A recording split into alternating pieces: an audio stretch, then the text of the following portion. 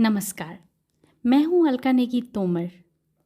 आज हम चेन्नई के रामानुज की कथा लेकर आपकी सेवा में उपस्थित हुए हैं। यहाँ दी गई कहानियाँ R.K. गुप्ता जी की पुस्तक सेंट्स एंड महात्माज ऑफ इंडिया पर आधारित हैं। केशव भट्ट सोमैया जी एवं उनकी पत्नी कांतिमती बेहद संस्कारी लोग थे। वे प्रभु पार्थसारथी के भक्त थे। केशव भट्ट एक विद्वान ब्राह्मण थे और पंड्या राजाओं ने उन्हें सर्वकेतु की उपाधि से सम्मानित किया था।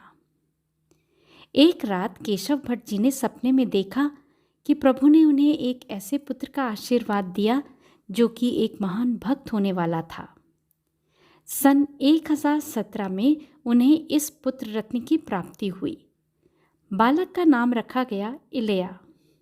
बाद में यही बालक इलया रामानुज नाम से अपने पांडित्य व संत स्वभाव के लिए प्रसिद्ध हुआ। रामानुज पौराणिक कथाओं और सत्संग में अत्यधिक रुचि रखते थे। एक बार कांचीपुरा नामक एक प्रसिद्ध संत उनके घर आए। रामानुज ने उनका हृदय से स्वागत किया। कांचीपूर्णा जी ने रामानुज को उनके पांव छूने से मना किया क्योंकि रामानुज एक ब्राह्मण थे और कांचीपूर्णा जी एक शूद्र परिवार से आते थे। रामानुज ने यह कहकर उन्हें सांत्वना दी कि ईश्वर का प्रत्येक भक्त ब्राह्मण ही है।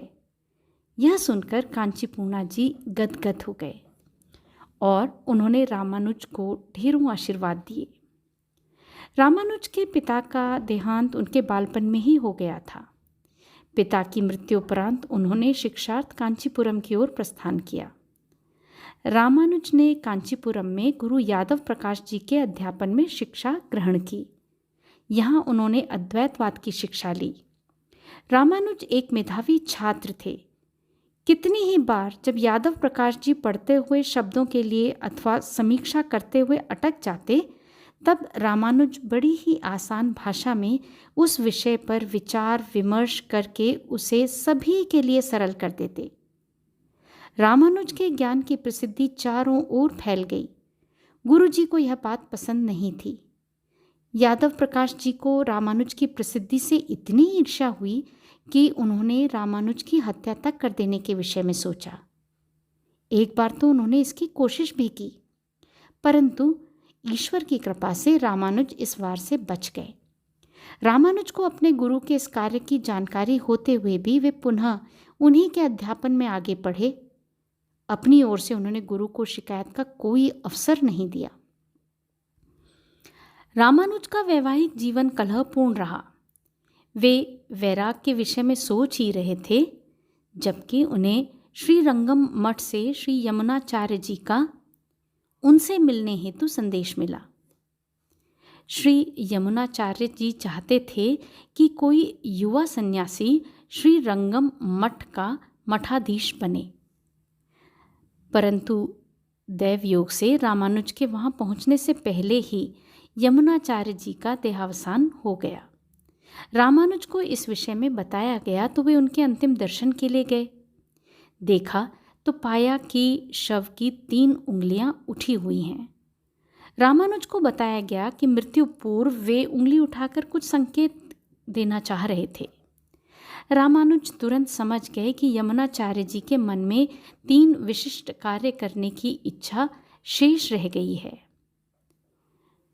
उन्होंने उसी समय उनकी इच्छाओं को पूरा करने का वचन लिया और कहा जाता है कि जैसे ही उन्होंने यह वचन लिया, उठी हुई उंगलियां नीचे गिर गईं।